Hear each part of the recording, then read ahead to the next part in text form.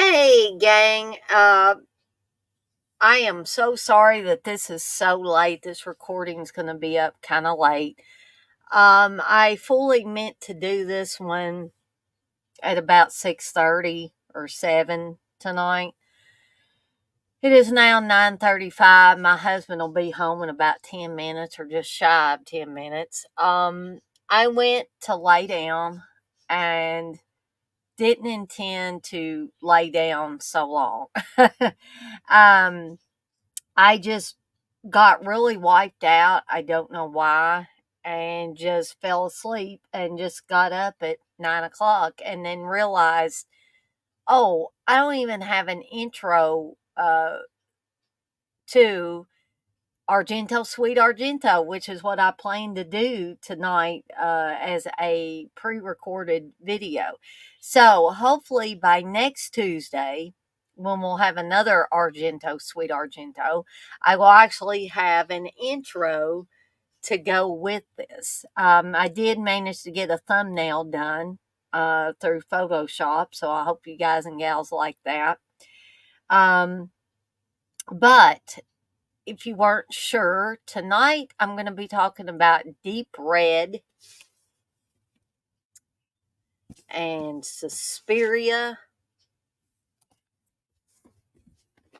and Tenebrae. Now, this is going to kind of be a retrospective on Argento, but because I don't have enough weeks in the month of August to cover all of Argento's films during this, I'm probably going to be covering a good bulk of them during all of the programming for Argento August, um, which was an idea that Steve had.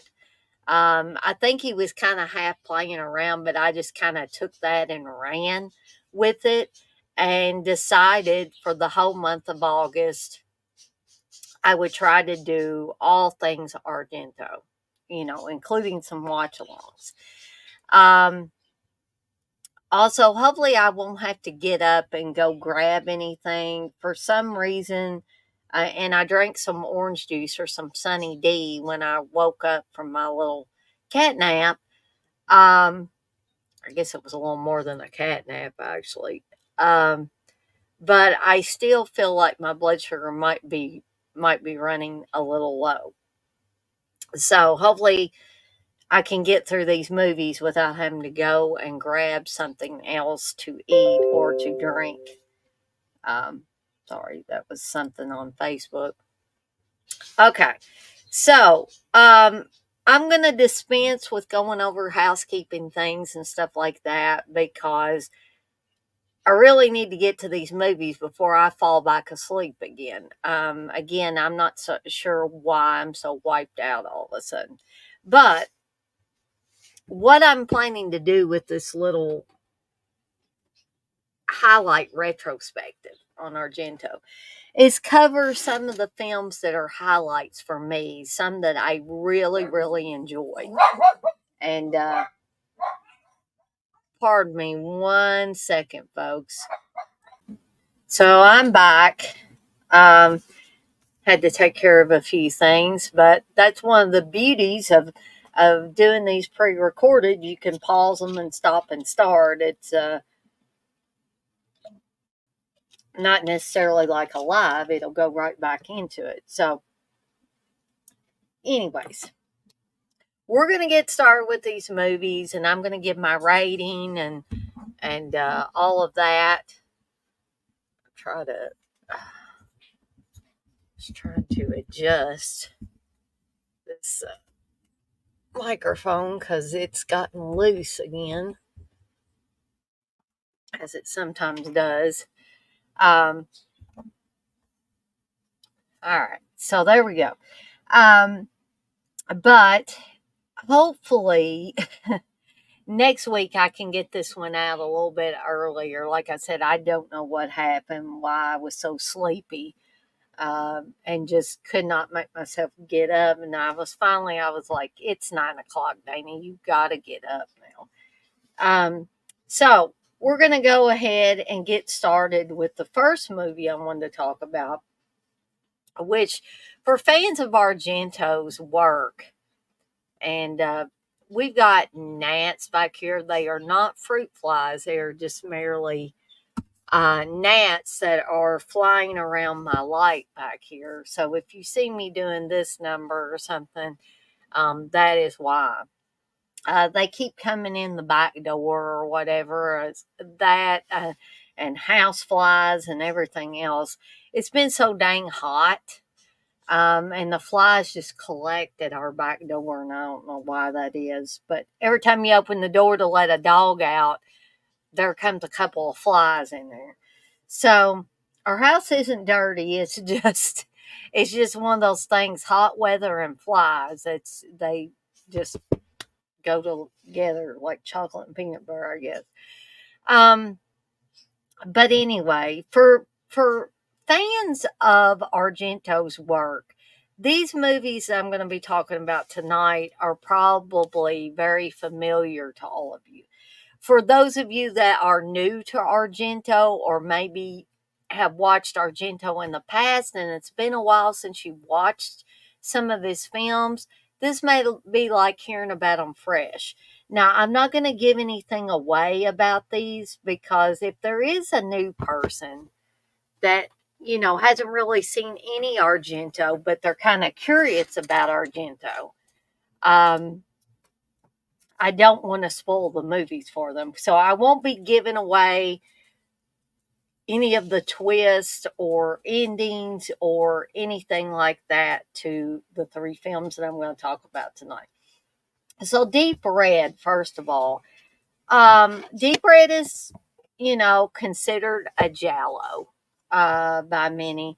And by giallo, I mean, if you're not familiar with the word giallo, or not familiar with the definition of it, um, I could give you Webster's or the online uh,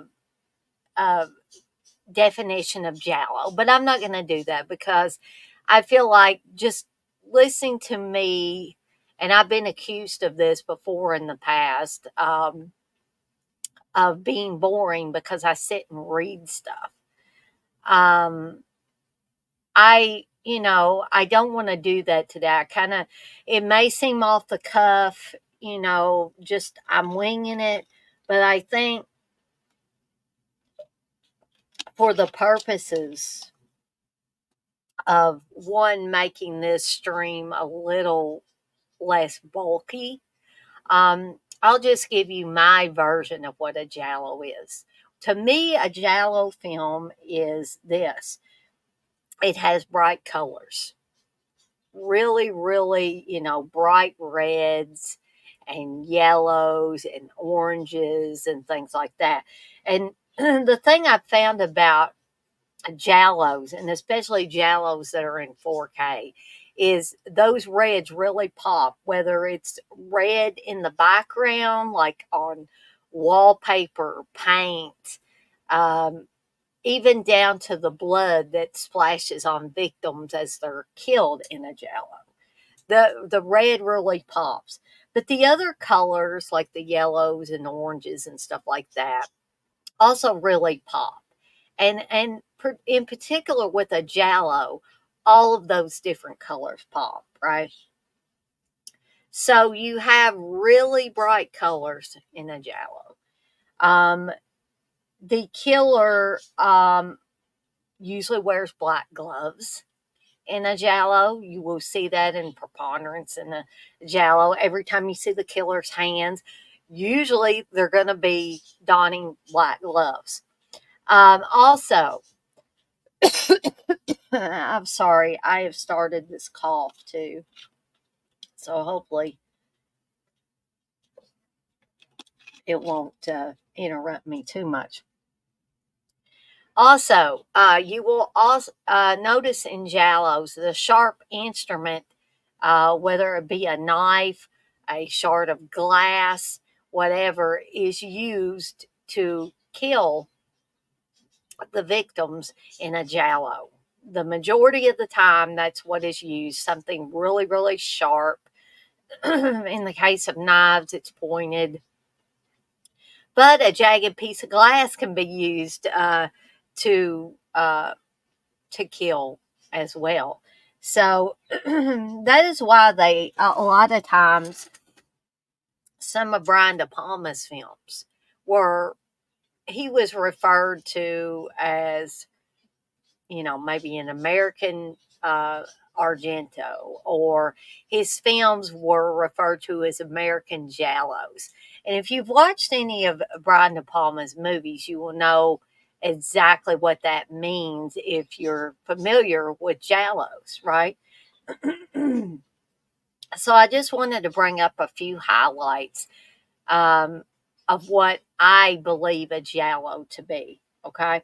And if you guys and gals have others, you know, feel free to comment on this video and say, hey, Dana, you forgot one. Here's one that I consider a hallmark of a Giallo film, right? Okay. So, also, these Italian Giallo films, and me and Candace were talking about this a little earlier today, is the fact that they are filmed in a whole different style than our American films. And sometimes it takes people a little bit of time to get used to the style. Some people never get used to the style. And for those people, Argento and Fulci and other Italian horror directors in particular, it may not be your cup of tea. And that's fine. But if I can, you know, get at least a small portion of the horror watching public interested enough to check some of these films out, then I think I've done my job. I think I've served my purpose with this. So there's a jazz musician or jazz pianist in this, played by David Hemmings. Can't talk tonight. Marcus Daly, or Mark, they call him Mark throughout the film. David Hemmings, of course, was in Blow Up. Um, so you know, you see him depending on which version of Deep Red you watch, because there is the original version, there's the export version, there's more than one version of Deep Red. So, depending on the version you're watching, you may see during the beginning moments of the film Mark playing jazz with some other musicians, right? And if you're watching the other version, you will just clearly see Mark like walking on the streets in Italy. And he comes upon his friend Carlo, who he's an alcoholic. Carlo's an alcoholic. That's the nice way to say it. You know, some people might say, well, he's a drunk. Well, yeah, you could say that too. But Carlo is also a pianist, and he plays piano in this bar, which is probably not a good place for this guy to work. Um, so Mark meets up with Carlo and they talk. And as they are talking outside Mark's apartment building, Mark happens to glance up and he sees, you know, I guess his upstairs neighbor, Olga, who we had also seen in an earlier scene. She is I guess, a medium, a psychic, whatever you want to call her. And she is doing a presentation of her abilities, and she senses that there's somebody that's done very bad things in the audience. And this is a very harrowing scene because Olga's throwing her body around and yelling and holding her head and talking about a murder and all of this. So we see what appears to be the murderer leave the room and go into the bathroom where they become sick, right? And we are not shown who the killer is. We were also shown in an earlier scene, the the opening scene of Deep Red, of what appears to be a little boy during holiday time, Christmas time, it appears, um, who sees a murder happen, but you see the murder happen in shadow, and you see the boy responding, and then he picks up the knife that has fallen on the ground, and then the film goes into. And I'm sorry, guys and gals, my voice is so gravelly. It's been, going in and out for a couple of days here. Hopefully, I'll be able to keep it as I'm talking about these movies. Um, but then we go into the wonderful score done by Goblin, the band Goblin. And I'm going to be talking a little bit about the band Goblin in another one of these videos or streams. So, stay tuned for that. And we also hear a children's song that plays throughout the film. And when you hear the la la la la la la, I can't do it as well as in the movie, so just pardon me there. Every time that song is heard, you can pretty much guarantee that somebody's going to be killed in the film very soon. Now, there are times when Mark hears it and Mark is not attacked or anything, right? But it seems to be someone in his apartment building that is playing the song. But otherwise, throughout the movie, when this song is played, soon thereafter, somebody is going to be murdered in the film. So back to the scene with Mark and Carlo. Mark just kind of happens to casually, as he's talking to Carlo, glance up to where his upstairs neighbor, Olga, is. And he sees Olga at the window, and then there's a piercing scream that is heard even down on the street below where Carlo and Mark are at. Okay.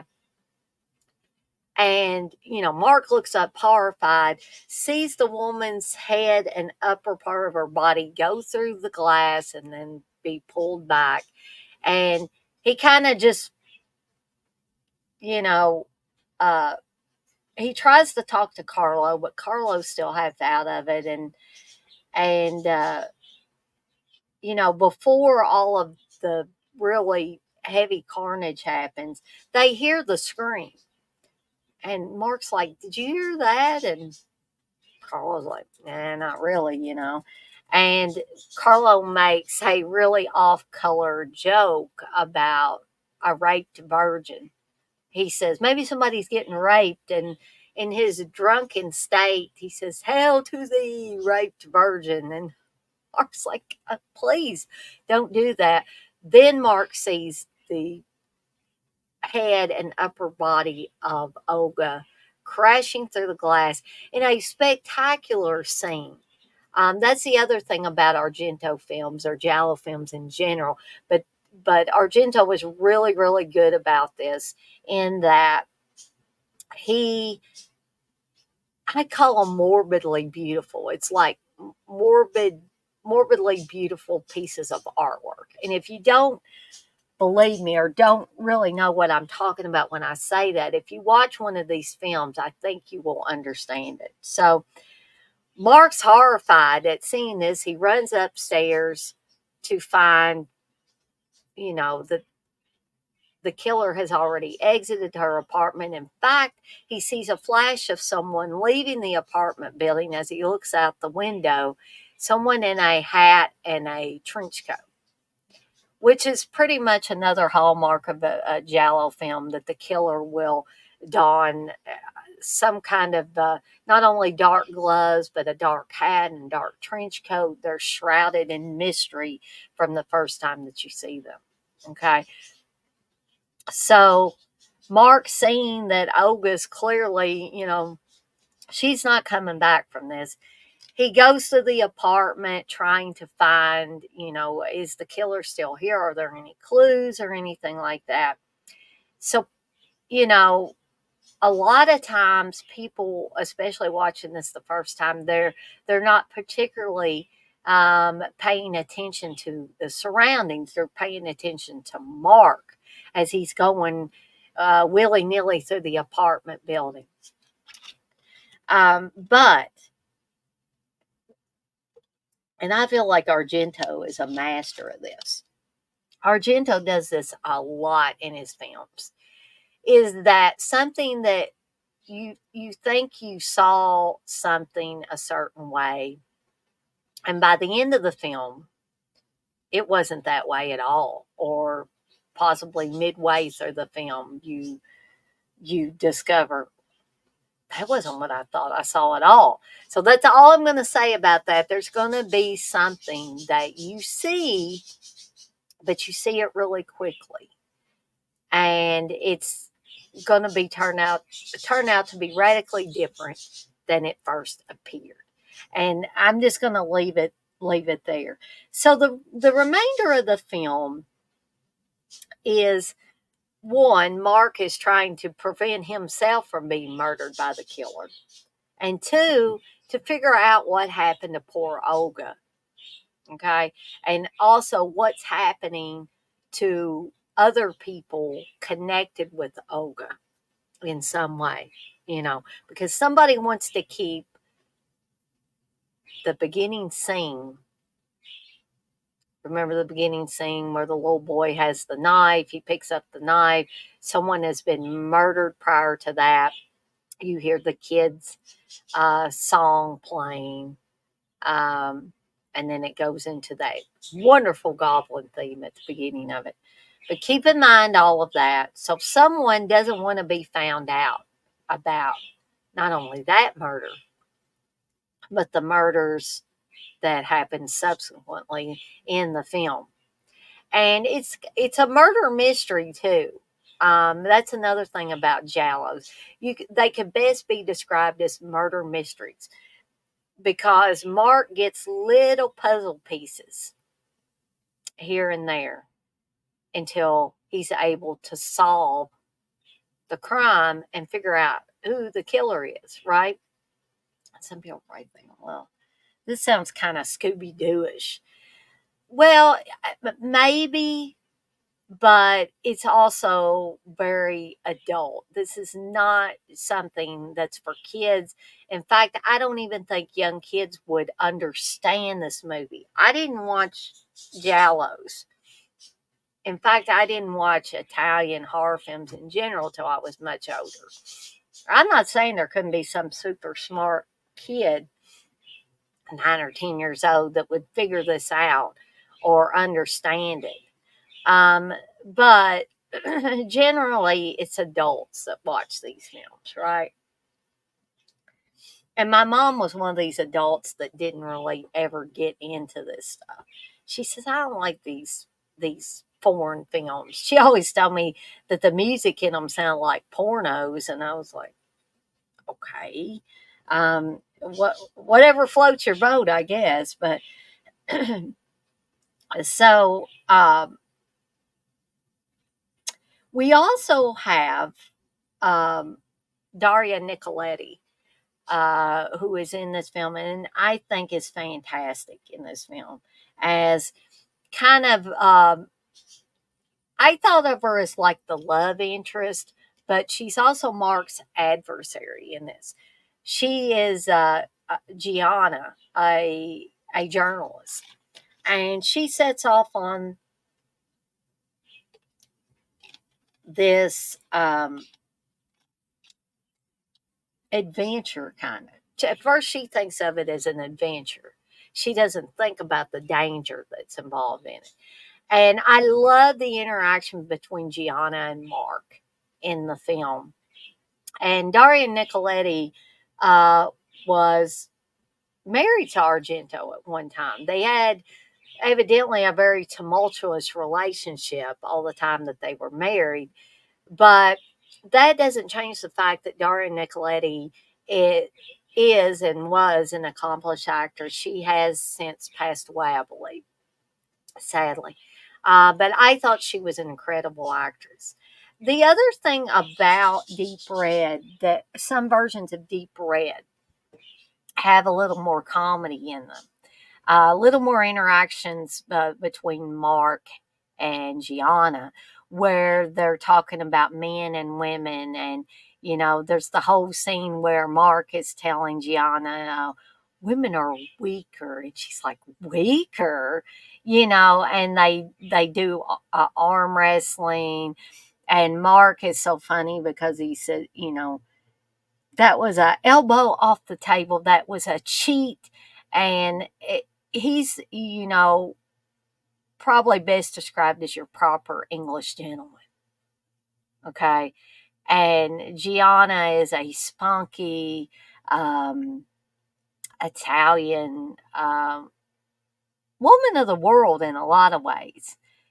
She's seen a lot, she's done a lot, and she's going to put Mark in his place. She's not going to let Mark make her feel uh, weak or silly or anything like that. So, also keep in mind that a lot of times these films are dubbed. Otherwise, unless you want to go and learn Italian, you're not going to be understanding what these people are talking about. And a lot of times, people don't like that dubbing. For instance, the kid who plays Bob in House by the Cemetery and some other movies, he has apologized over the years because a woman's voice was used to dub him. And I agree, it sounds kind of odd sometimes, the dubbed voices and the inflections and things like that. But if you can get past that and get to the heart of the film, I think that you will really enjoy all of these films that I'm going to be talking about for Argento August. Um, so Deep Red is, I ain't even gonna lie, Deep Red is one of my all time favorite. It probably is my favorite Argento film, with Tenebrae running a close second, which is one that I'm also going to talk about tonight. Now, some people, I'm going to talk about Suspiria next. A lot of people say, well, how can you not have Suspiria being one of your top two Argento films? And I'm going to try to explain that whenever I get to Suspiria, okay? But Deep Red, I remember the first time I watched Deep Red, it was when IFC was actually still the independent film channel, right? It wasn't just IFC. And I was still living with my parents, and we had satellite. And so IFC, or the Independent Film Channel, was having like an Argento series of films that were playing on there. And I believe Tom Savini was introducing all the films. And I believe that this is where I really came into contact with Argento stuff, where I came into contact with Deep Red, where I came into contact with Tenebrae. I think it's where, during that Argento marathon or series of films, was when I first saw Tenebrae, or the American title of Unsane. Which I wouldn't recommend watching it in that format. Definitely try to watch it in the Tenebrae, under the Tenebrae title. But I'm going to get to that in a little bit here. Now, Suspiria, I may have rented. I want to say that I rented it just on a whim, and thoroughly enjoyed it. So I think I was kind of familiar with Argento's work as far as Suspiria. But I really got my feet wet with Deep Red and Tenebrae during that marathon of Argento films. So I will say that Deep Red is my favorite Argento film. Hence, I'm going to, on the Deadites rating scale, I'm going to give this 5 Deadites out of 5. Absolutely love Deep Red. I can highly, highly recommend it. I don't know how many copies of this film that I have purchased, but this is the box set, the 4K. You can see some incredible imagery there. And before I go on to the next film, I want to bring up the Mad Puppet. And some of you that are not familiar with Argento or familiar with Deep Red may say, what in the hell is the Mad Puppet? Well, the Mad Puppet is something that the killer puts in place that bursts out of a closet, kind of scaring and distracting one of the characters who is about to be killed in the film. Very viciously, I may add. But I absolutely love the Mad Puppet. In fact, let me see if I can find Steve's little mini Mad Puppet. Maybe. I thought he had it. I thought he had it on his desk. Oh, here he is. He's a little bit littler than I thought. And there have been numerous versions of this.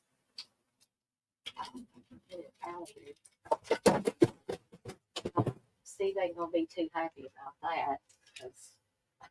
I'm gonna have to put that back in the wall. I will do that later. But this is a little mini version of the Mad Puppet in Deep Red, or the other title, the Italian title, Profondo Rosso, which is also the name of Dario Argento's shop in Italy, which when me and Steve get to Italy, we definitely want to see that shop. Now, guys and gals, because I've knocked stuff off the wall and made a mess over here, I am going to put this on pause for a second and clean up my mess. Okay. So I'm not sure how I managed to do that, but I knocked Steve's zombie, his signed zombie mini poster off the wall and knocked another thing off. So I managed to get that back up. So I don't want Steve to be mad at me. So anyway, that is Deep Red. So the second film I want to talk about is Suspiria. And a lot of people hold Suspiria in such high regard. Argento files do. And so a lot of people do have this as their number one Argento film. And if they don't have it as their number one, they definitely have it as their number two. For me, it's not in the number two slot. For me, it would be in the number three slot. Okay. But that doesn't make it any less of an incredible film, as evidenced by this artwork. Remember when I said there's a lot of morbidly beautiful or grotesquely beautiful artwork in my eyes in Dario Argento films. Also, the bright colors return in abundance in Suspiria. Also, Suspiria is known as the part of the Three Mothers trilogy. Okay. And it's about witches, right? It's not, I mean, there are Giallo elements in this, but it's a story about witches, and these witches who are in the bowels of a dance academy. Okay. This also has Miss Jessica Harper in it as well, who I think Jessica Harper is absolutely fantastic in this. From the first time you see her character of Susie Banyan, and she shows up at this, I believe it's a German dance academy. where they do ballet, basically. So she's been accepted into this uh, very high profile, prestigious German dance academy. And the night she arrives, a girl bursts out into this rainstorm, going on about an iris and all this, and then she runs off into the night. And Susie's like, "The heck is going on here?" I get here, and she gets out of the cab and she pays the cab driver, and it's pouring rain, and this girl bursts out yelling things about irises and stuff like that. Again, you're dealing with um, puzzle pieces, and these are strategically placed puzzle pieces that Argento kind of just sprinkles around the film. Okay, so Susie is going to be the one that's going to discover these horrifying secrets in the bowels of this dance academy. The girl who burst out of the front doors of the dance academy as Susie arrives goes to, I believe it's a friend of hers that goes to her house, and we find out later that she had been kicked out of the dance academy, and basically she had nowhere to go except to her friends. When she goes to her friends, she's attacked by what appears to be a creature of some sort, because you have the girl like very tensely looking out the window, and then this arm with what appears to be hair and claws and stuff reaches in there and grabs her, um, and kills her, and also attacks her friend. Um, and just the whole murder sequence is just absolutely fantastic. If I can say that, people are probably saying, "Gosh, you're weird, Dana." But you have to be able to enjoy the beauty, the grotesque beauty, these set pieces that Argento is able to place at different points in the film. Okay. And it definitely, this film has a sense of foreboding throughout the film. You are definitely on edge throughout the entire film. Um, it is referred to as a hallucinatory nightmare. And I think with all the colors and the jarring music and all of that, it is definitely an hallucinatory nightmare. Um, and I don't want to give too much away. I mean, even telling you it was a story about witches might be giving too much away, because the film operates on a slasher film level as well as a fantasy horror level, you know. And it's breathtaking for all the grotesque set pieces. I always felt like I was walking into an art gallery.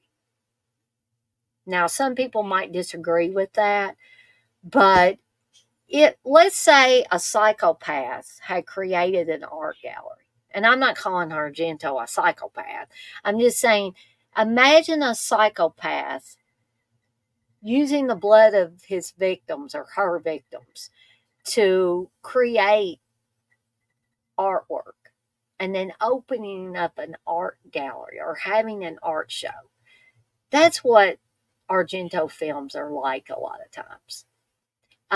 They are grotesque, but they're beautiful too, and you just can't look away, right? And if you don't believe me, pop one of these Argento films in that I'm talking about tonight, and hopefully you will be able to see what I am trying to describe to you guys and gals. And these movies in 4K, if you thought they looked good in a VHS format or a Blu-ray upgrade, if you're able to watch them in 4K, you will be absolutely blown away by not only the the set pieces and the special effects and the way that it's filmed, the genius way that Argento was able to film these movies. Um, and in addition to that, you have the wonderful Goblin score again. That just it's uh, it's pounding, it's edgy, it makes me on edge because you have this like a rumbling thunder going through there, and then you have these screams. It's the let's see, I cannot do it justice. You would just have to listen to it, and a bunch of voices that sound like they're moaning together, and it's just a palette, just a musical palette of all kinds of elements. Okay. So again, the whole movie is like artwork. It literally is. And Suspiria kind of stands on its own a little bit as an incredible piece of artwork, right? So, I'm probably going to end up giving all of these movies because even though Suspiria is not in my one or my two slot, it's in my three slot, okay? Still, as a film, it gets from me 5 deadites out of 5 because it's definitely one of those uh, films in Argento's catalog that you need to see. If you want to see the cream of the crop when it comes to Argento, Suspiria is one of those that you have to see, right? In my opinion. So I have to give Suspiria as a whole 5 deadites out of 5 as well. This one, like I said, goes in my number 3 slot. All these movies are my top 3 Argento films. Okay. So, although I didn't intend to talk this long about these movies, and I've got one more to go, I just get so passionate about the Argento films that I end up talking about them way more than I actually had intended to. Which brings us to the final film of the night, which actually shows the black gloves and the killer with the sharp implement. And not only that, but pages from a book are being stuffed in to this victim's mouth. And this is a scene definitely that you're going to see in the film. You're also going to see this little gem here where you notice that the victim is missing a hand, right? And you want to see somebody paint the room red with their own blood, then you got to see Tenebrae because it definitely has that in it. And Tenebrae has not one killer, but two killers. We have two twisted storylines going on at one time. And I won't go any further with that because I do not want to give this away, folks. Okay. So we have our writer, Peter Neal. I think it's Peter Neal. Um, yeah, played by Anthony Fra- Franci- Franciosa or Franciosa. I don't know. I'm probably massacring his name. It was also on Death Wish too. So this writer comes to Rome to promote his new novel Tenebrae, hence the title of this movie. Okay, but there is a psychopath running around, kind of taunting Peter Neal as he kills people in such a way that he seems to be mimicking the murders that happen in Peter Neal's book, Tenebrae. You also have a very disturbing dream sequence that, um, or maybe not a dream sequence, but something that one of the killers is reliving. And uh, it's very haunting because we see a woman who I was told that the actress that played this woman used to be a man. And I guess if you look really close, you can see that.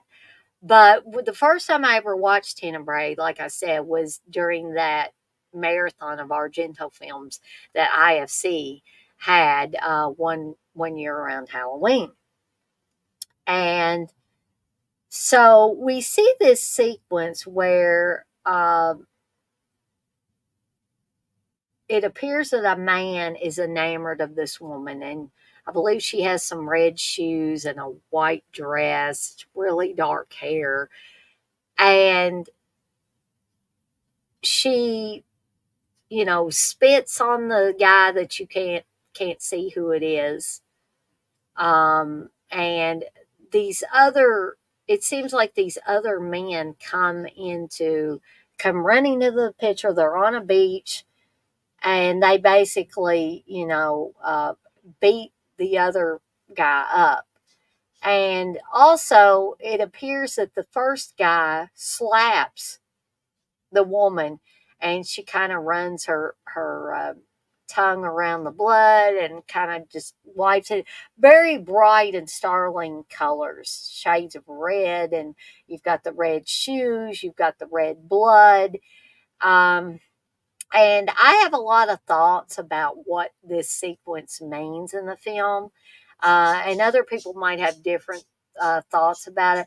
But I don't want to give that away here. But when I do a watch along for Tenebrae later on this month, I will go into more detail because we'll all be actually watching this film. And I will warn you that when I do the watch along, we may be giving things away or explaining things or explaining what we think sequences mean. And, if you haven't seen the movie before, you might want to, step out of the room or whatever while we're talking about these different things before we get to the end of the film. In fact, sometimes I tell people, not that I want to deter people from being in on my watch alongs, but if you have not seen a film, like if you haven't seen any of Argento's films and I do a watch along for one, it might behoove you to watch it before you come into the watch along. That way, you've already seen the movie, you've seen what the ending is, and nobody has spoiled anything for you. Because I would hate for that to happen because I had the luxury of being able to watch all of these films without knowing the ending, without knowing who the killer was, and all of that. And so I got to experience it for the first time without that viewing being marred by knowing anything about it. So I kind of, these are the type of movies that it's best to go in blind, not knowing much of anything about them. I think you truly will enjoy them the best in that kind of environment. Someone else that's in this film, John Saxon, who of course was Lieutenant Thompson in The Nightmare on Elm Street. Daria Nicoletti returns in this. Um, John Steiner from Caligula, and you have all these incredible actors and actresses in this film. You have Argento's expert direction. The cinematography is fantastic.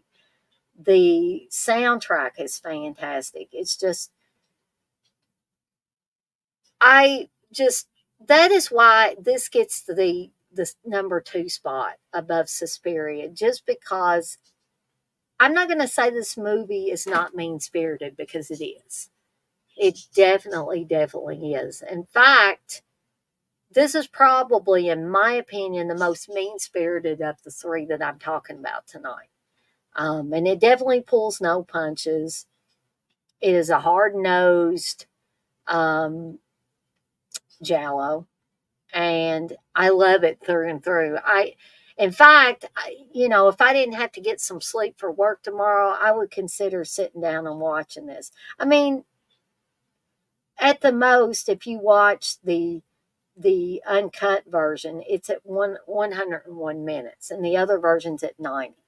Um, and I believe that's the unsane version. But, I would invite you to watch both versions and compare them. But when I do the watch along is going to be for the Tenebrae version because I've seen both versions, and the Tenebrae version is the one I prefer. Although some people might say, well, that's a little bit more mean spirited, right? But I think by watching the Tenebrae version, you're getting um, the full enchilada, so to speak. You're getting everything that I think that Argento wanted you to see in this movie. Okay. So, hence, although people might not like it when they see that I've gave every one of these films tonight 5 deadites out of 5. But I had to. I had to because they are all just simply fantastic in their own way. And like I said, these are my top 3 Argento films. I thought that this was the great way to start off or kick off Argento, Sweet Argento, by talking about 3 of my all time favorite uh, Argento films. Um, some people might disagree with me, but if you're going to get started with Argento, if you've never watched any Argento films, watch these in the order that they came out. And that means you've got Deep Red first, Suspiria second, and Tenebrae third. And I would love to hear, especially for you guys and gals that have never seen one Argento film, right? I would love to hear your thoughts on it, or if this is a second or third or fourth or fifth viewing, if there's things that you discovered this time around watching it, I would love to hear your thoughts on it. Either, if you want to come in another stream when I'm doing a live stream, you want to say, hey, Dana, by the way, I watched Deep Red, or I watched Suspiria, or I watched Tenebrae, or heck, I watched all 3, and this is what I think about them. I would love to hear that. Or you could put it in the comments for any of my streams and videos. Preferably, the stuff about Argento, but I'm not saying that you have to do that. But usually that's what people do because they'll watch these videos and they come to these live streams and then they get, inspired to go watch stuff, right? And again, that's why I'm not giving too much away on these movies for the benefit of those people that maybe it's been a really long while since you've seen an Argento film of any kind, or maybe you're new to Argento and you're just curious about what I think about it, or maybe what other people think about these films. Okay. So I guess that's all from me talking about these 3 particular films for tonight, because it's going on 11 o'clock and I'm going to have to uh, get settled down for the night. There's a couple of things I got to take care of before I do get settled down for the night. And, but I want to, thank all of you guys and gals who sat through this almost hour long video to listen to me talk about these 3 films tonight. I hope you were able to get something of enjoyment out of it. I hope that I didn't bore anybody with this. And just a little note that my plans are for Wednesday night, starting at 8 p.m. Eastern Time, will be a live apples and oranges. Hopefully, I'll have, Chris and Candace or somebody on here with me to discuss um, Tenebrae and Inferno. I'm going to let everybody choose which is your favorite and why is it your favorite, because that's what we do on apples and oranges, right? And so I'm off like a dirty shirt. But before I get off of here completely, I want to remind everybody, as I always do, to be kind to one another and blaze that trail. It's hump day tomorrow, folks. We're halfway through or we're shortly going to be halfway through the week for the majority of us, the work week. And so let's kick out the jams in style. Let's kick Wednesday all over the place and send it packing because we want to get ever closer to Friday and the weekend, right? So I'm out of here, folks, but I'll see everybody next time.